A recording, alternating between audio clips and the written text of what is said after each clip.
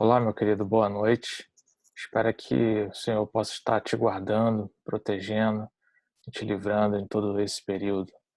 Sua família também possa estar sendo guardada pelo Senhor, o nosso Deus. Queria te convidar nessa noite a fazer uma reflexão num texto bíblico, numa carta do apóstolo Paulo aos Colossenses, onde ele chama essa igreja a perceber, a olhar no meio de toda a dificuldade ali apresentada por eles, a andar nos caminhos do Senhor.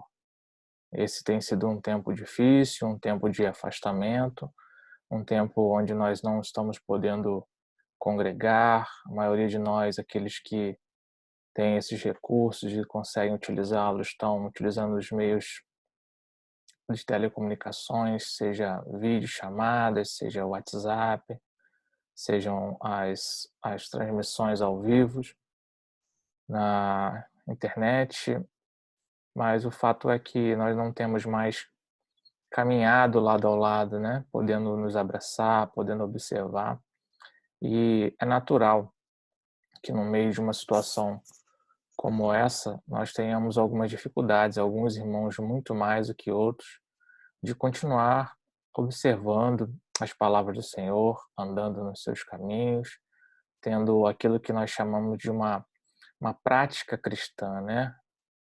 Um caminhar constante, que o evangelho ele é isso, né? O cristianismo ele é isso, é uma religião prática, né? Não tem como a gente apenas se abstrair daquilo que é sobrenatural, daquilo que é espiritual, sem conseguir transportar isso de maneira prática para a vivência do dia a dia. A Bíblia nos chama a isso. E aí eu queria te convidar nessa hora a junto comigo caminharmos por um texto bíblico do apóstolo Paulo na sua carta aos Colossenses, e ele vai nos apresentar algumas verdades que eu gostaria de passar um tempo com você, também pensando sobre isso nessa hora. Então, o apóstolo Paulo chamando a igreja aos Colossenses a caminharem juntamente com ele nessa jornada de fé. E aí o texto que se encontra aqui em Colossenses, no capítulo 2, os versículos de 6 a 7, dizem assim para nós: E assim, agora, assim como aceitaram Cristo Jesus como Senhor, continuem a segui-lo. Aprofundem nele suas raízes e sobre ele edifiquem sua vida.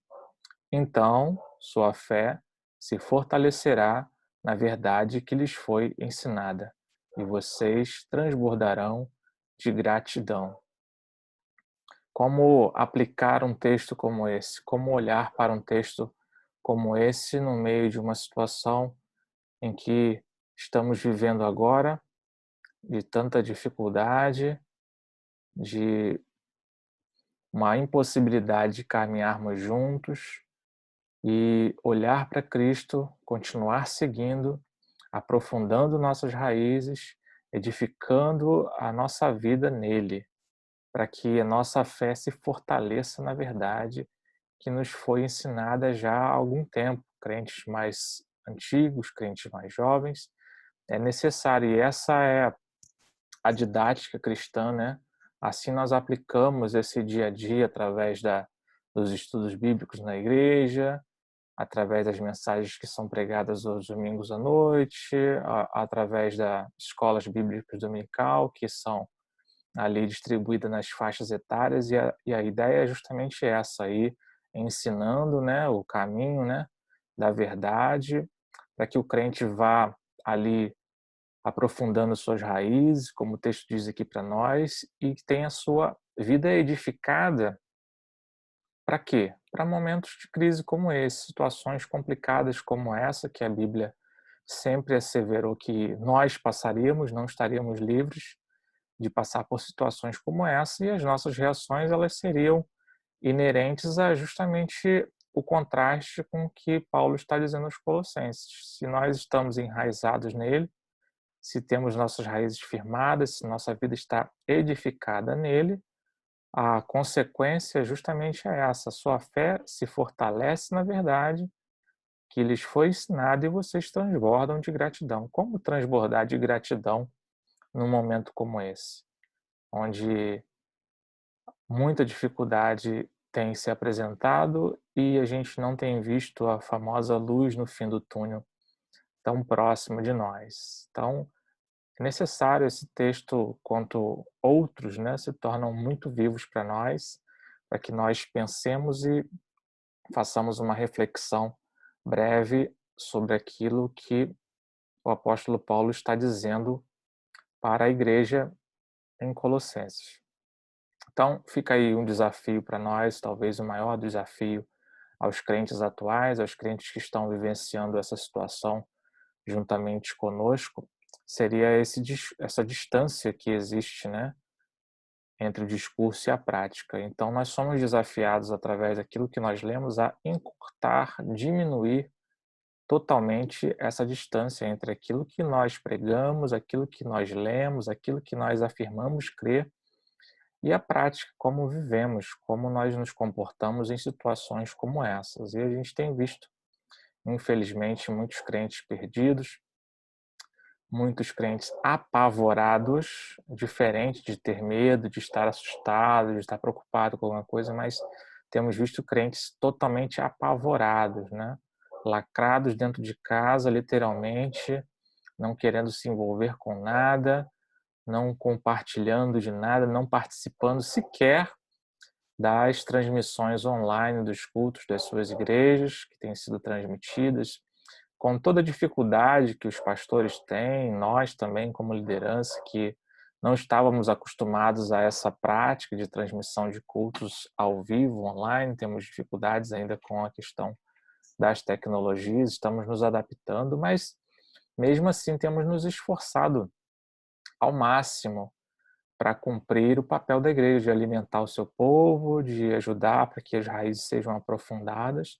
E nós temos visto crentes que estão utilizando, eles não pararam de utilizar os recursos tecnológicos, utilizam a internet, a gente consegue perceber postagens, mas esses mesmos crentes dando esse mau testemunho em relação à sua fé, à sua prática cristã, daquilo que diz crer, daquilo que diz acreditar, né, e cantar também, mas no momento de crise desse, desafiado, como todos estão sendo desafiados no mundo inteiro, se recolhe, se acovarda, outros simplesmente acabam perdendo a noção em relação àquilo que se vê na internet. Temos tido testemunho de outros cristãos que têm se aprofundado, já tinha uma dificuldade muito grande na prática da pornografia, né? E agora então, estando em casa, isolado,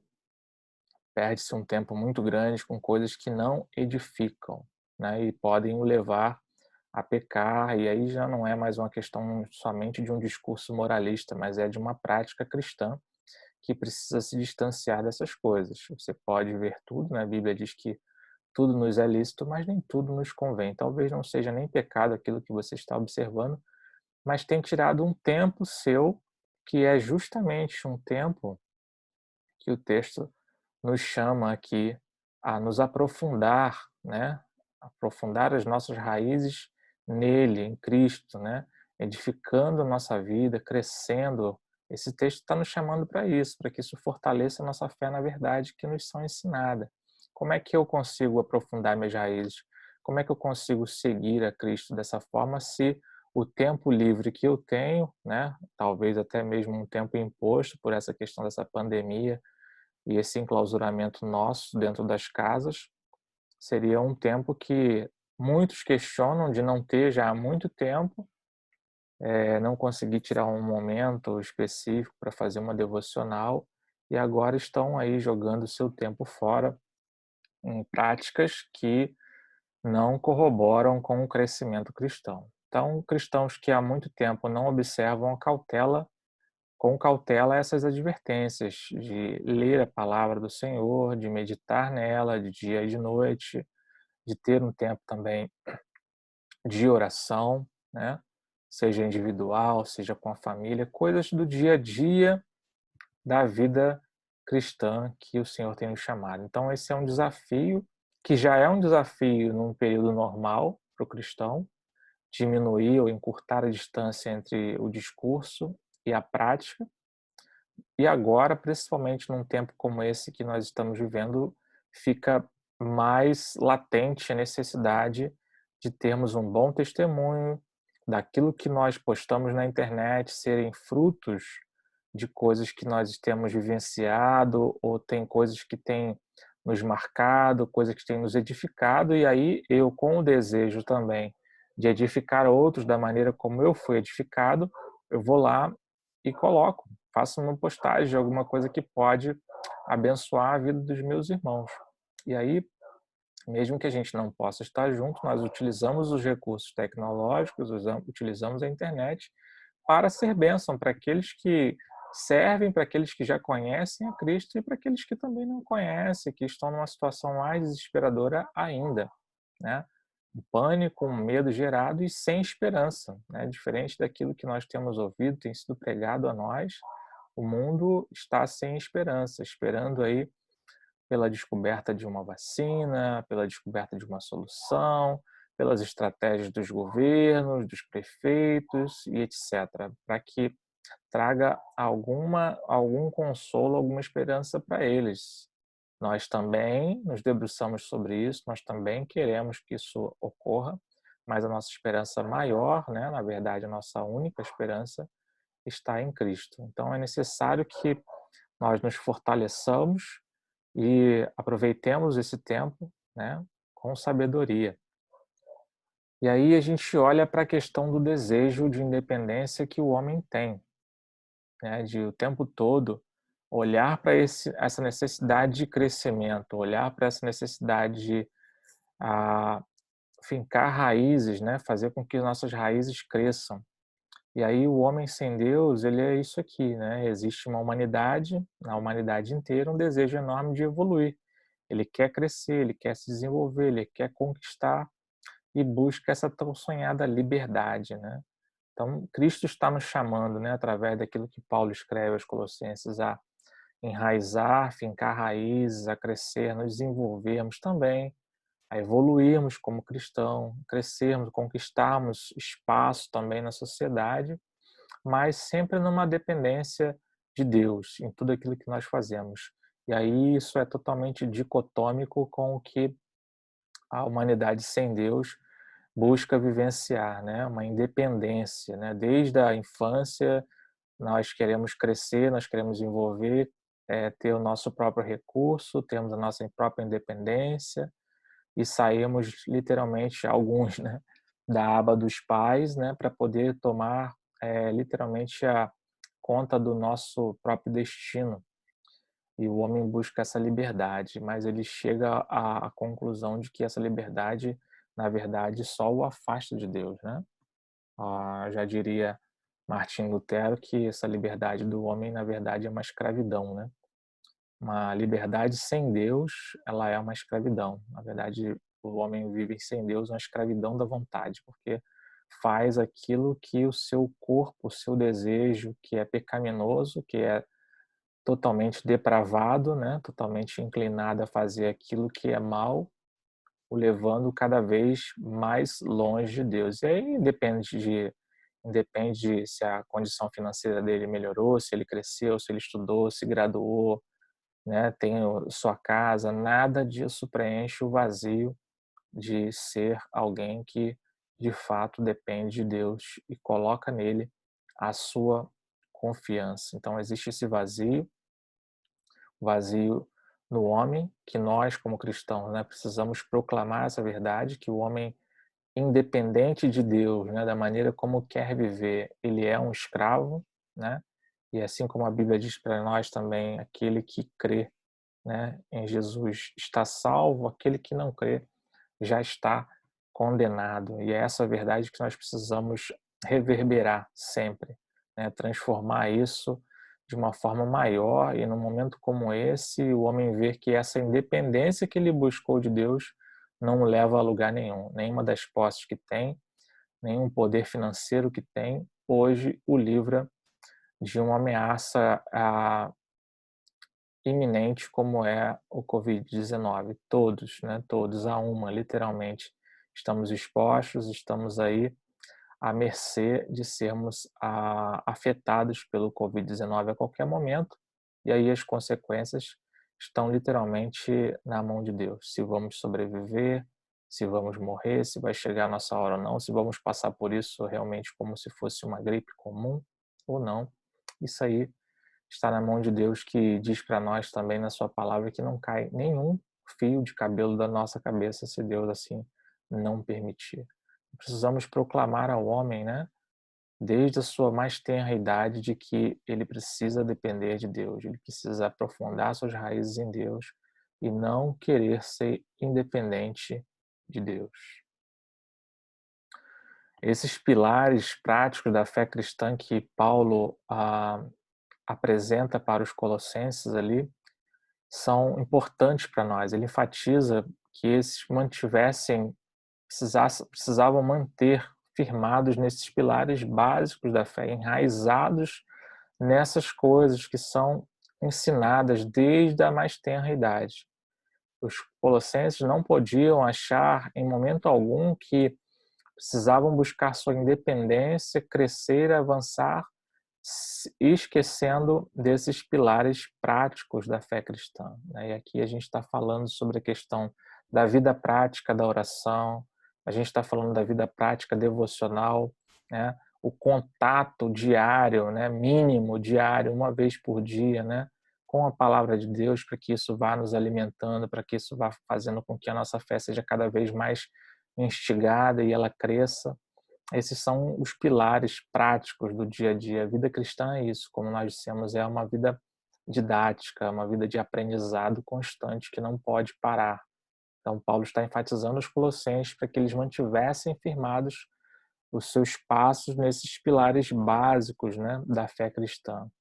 E aí, em paralelo a isso, e a gente percebe isso, né, tanto na vida da igreja, né, na vida dos cristãos, como também na sociedade. Quando esses pilares, né, são removidos, a gente tem um resultado invariável, né? Ele não vai mudar, né? Os cristãos que não leem a Bíblia e que não oram, automaticamente serão cristãos cada vez mais nominais, se dizem crentes, né?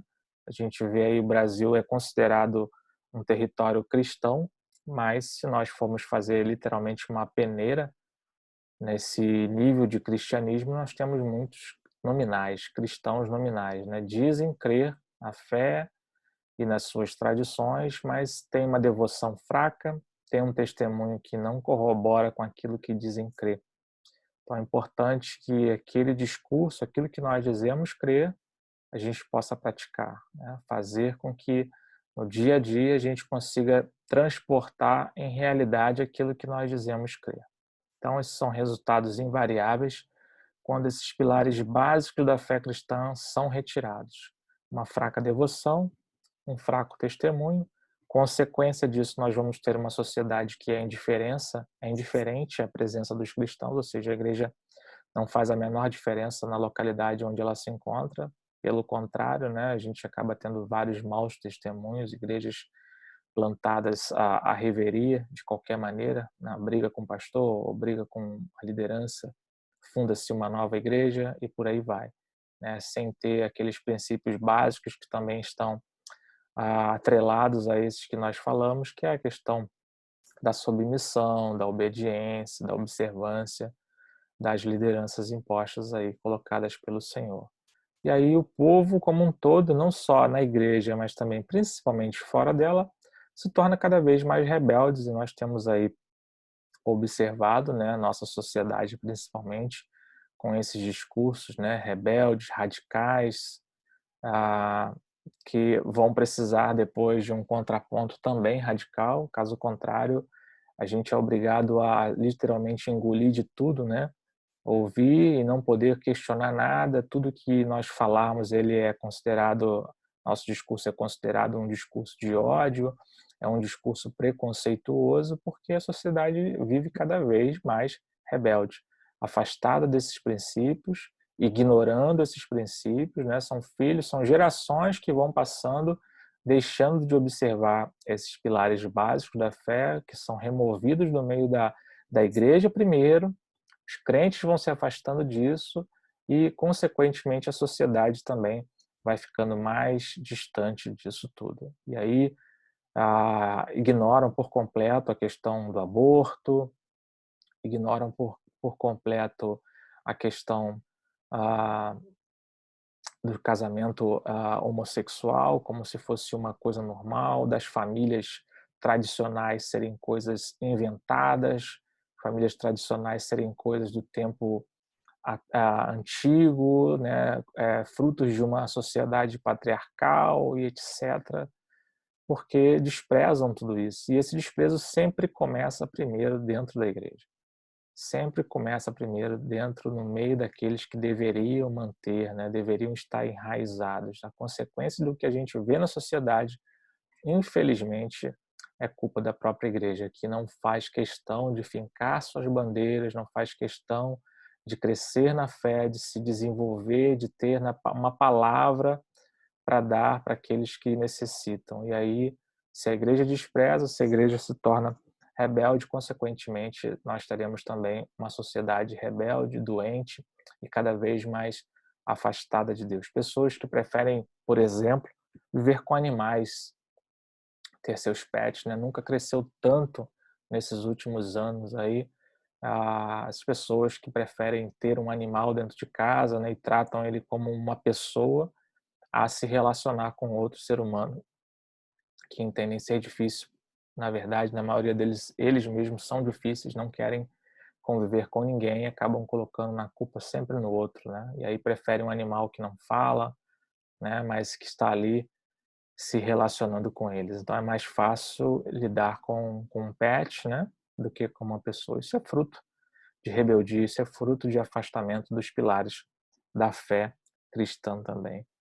Nada de errado em ter o seu animal, gostar dele, cuidar dele. Eu tenho os meus aqui, mas eles são tratados como animais domésticos, não são pessoas, né? Por mais que a gente goste, por mais que a gente tente interagir, a gente precisa colocar as coisas, cada coisa no seu lugar, né?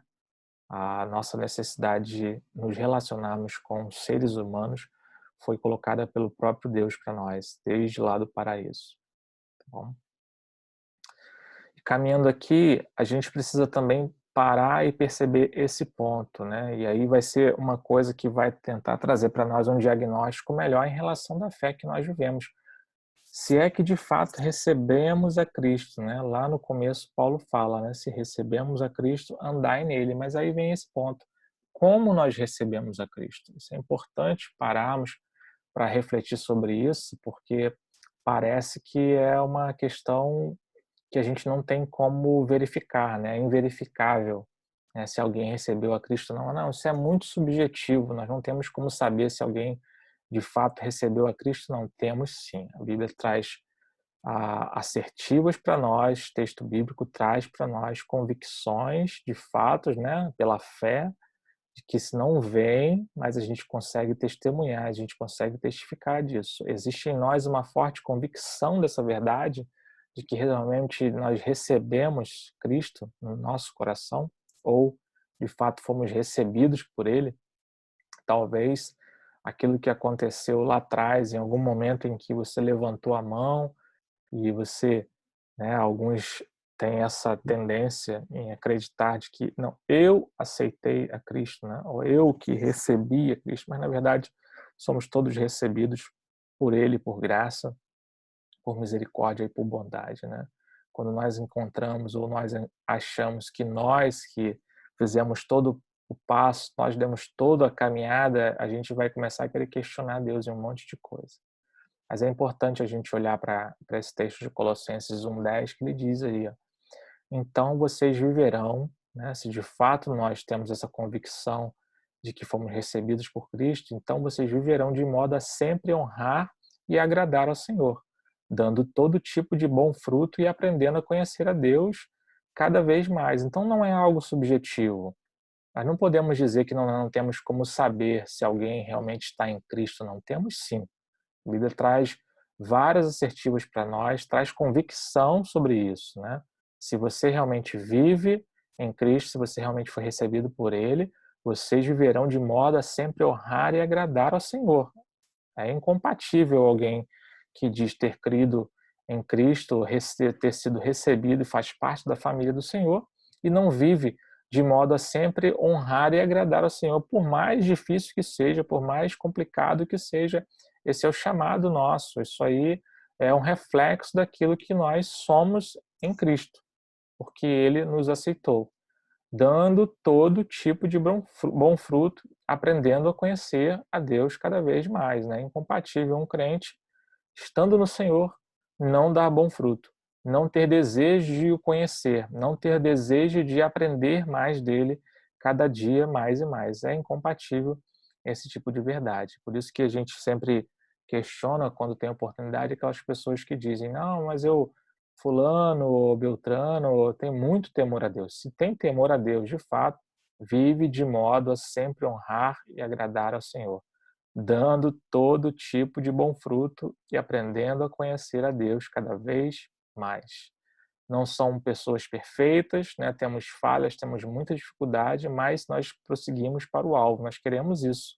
Nós estamos num processo de santificação que vai culminar lá no céu, quando nós estivermos na glória com o Senhor, mas aqui é um processo que precisa ser desenvolvido. Não é desenvolvimento, né, de ser salvo, estar cada dia mais salvo. A salvação é um ato de Deus, né, que já foi executado em nossa vida. Agora nós estamos num processo de santificação, de transformação da nossa vida, da nossa realidade, a forma de ver as coisas, a nossa cosmovisão sobre o mundo, a maneira como nós encaramos a nossa vida em Cristo e estando no mundo como servos de Deus. Precisamos sim dar bom fruto, isso vai ser testemunho, né? Desejo de aprender, de conhecer cada vez mais Deus, vai ser testemunho de que nós realmente, de fato, um dia fomos transformados por Cristo. Então, esse andar nele, esse termo que Paulo emprega aos Colossenses, né, é um termo muito comum no Novo Testamento.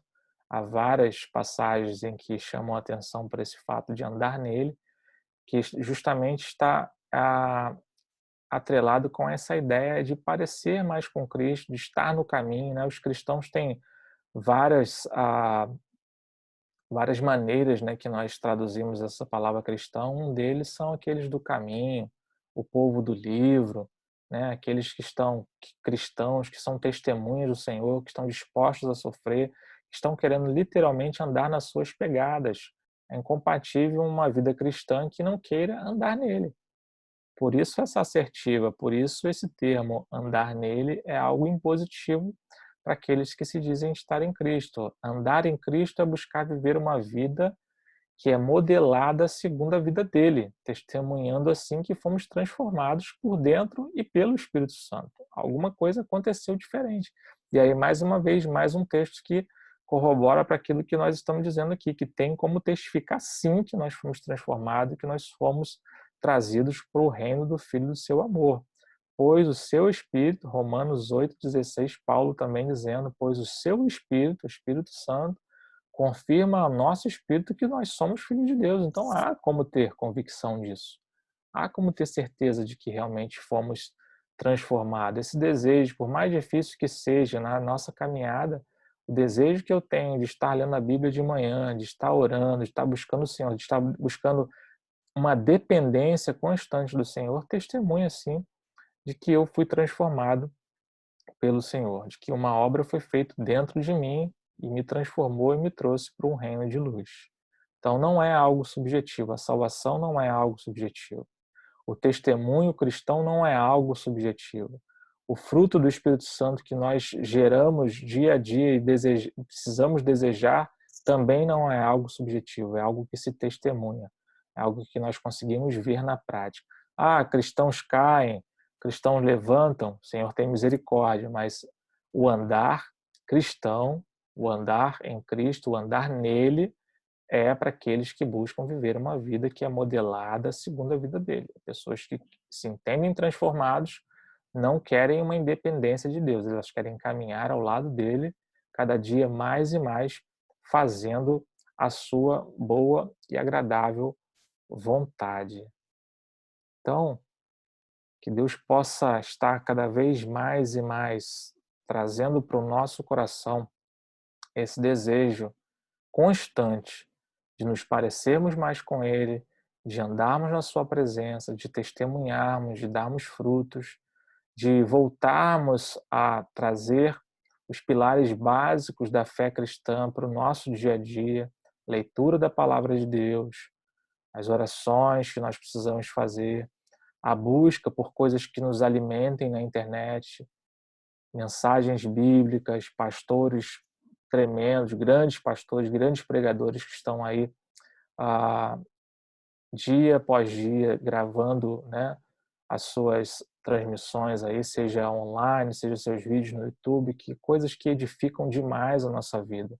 E nós também, através das redes sociais, através dos grupos, né, de WhatsApp, seja da igreja, seja de família, vamos procurar também edificar a vida das pessoas e diagnosticar também aquelas pessoas que estão afastadas, estão precisando de um conselho, estão precisando de uma palavra, né, que possamos orar, né, sejam hinos, sejam mensagens mesmo bíblicas, seja um áudio gravado, pedindo para que Deus guarde aquele irmão, nas orações também. Vamos aproveitar esse tempo, não seja um tempo de reclusão inútil. Vamos fazer desse tempo de reclusão um tempo útil para a nossa vida cristã, para que a gente possa, mesmo no meio dessa dificuldade toda que nós estamos vivendo, andar nele. Que Deus nos abençoe rica e poderosamente em nome de Jesus. Amém.